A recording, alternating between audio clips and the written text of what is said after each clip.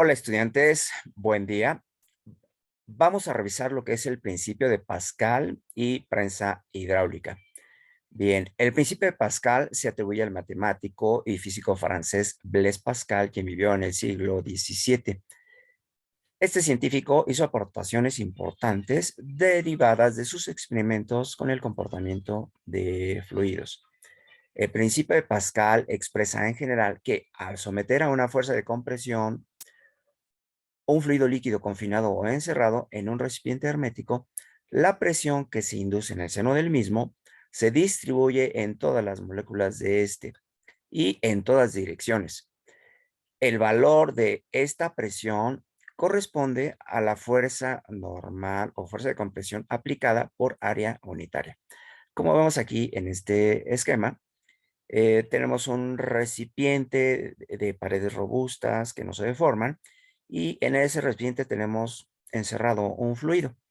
Cuando nosotros aplicamos la fuerza de compresión o fuerza normal, la cual dividimos entre el área del émbolo del pistón, podemos encontrar el valor de la presión que estamos induciendo en ese fluido confinado.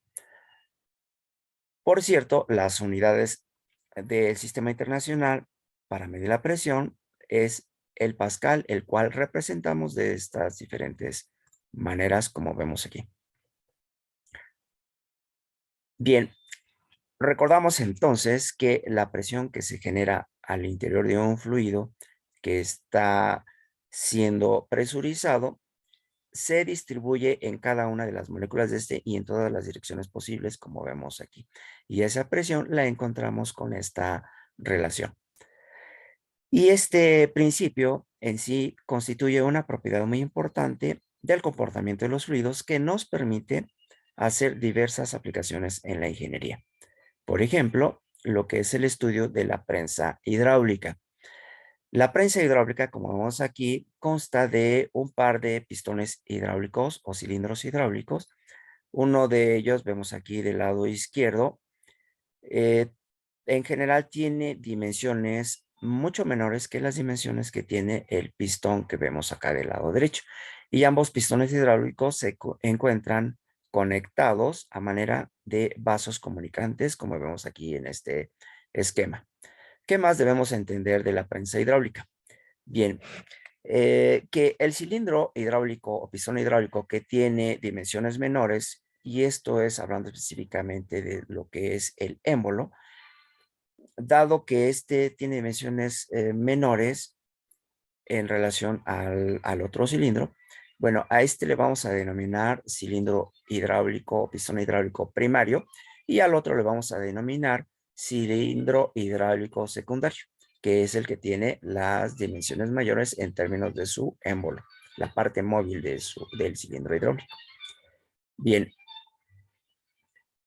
para estudiar el comportamiento de la prensa hidráulica, primero que nada nosotros tenemos que trazar un plano de referencia o plano hidráulico de comparación que representamos en muchas de las ocasiones así como PHC.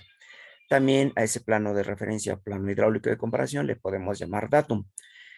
Y de las propiedades que tiene ese plano hidráulico de comparación o plano de referencia es que todos los puntos geométricos que pertenezcan a este plano hidráulico de comparación tienen o tendrán el mismo valor de presión. Es decir, en el plano hidráulico de comparación que tracé aquí con línea amarilla e interrumpida, me permite entender, vaya, que la presión que yo tengo abajo del émbolo de mi pistón hidráulico primario es idéntica con la presión que yo tengo en un punto que esté por abajo del émbolo de mi pistón hidráulico secundario.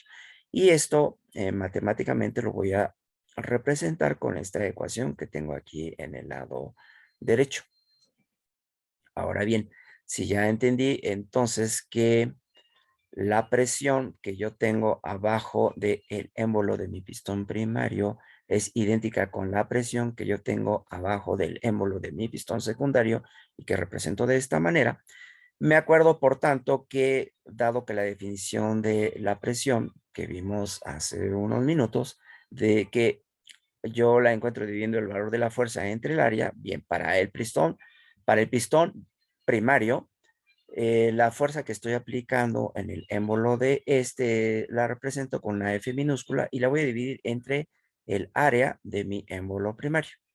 Y la voy a anotar aquí del lado izquierdo de mi ecuación en sustitución de el valor de la presión sub 1.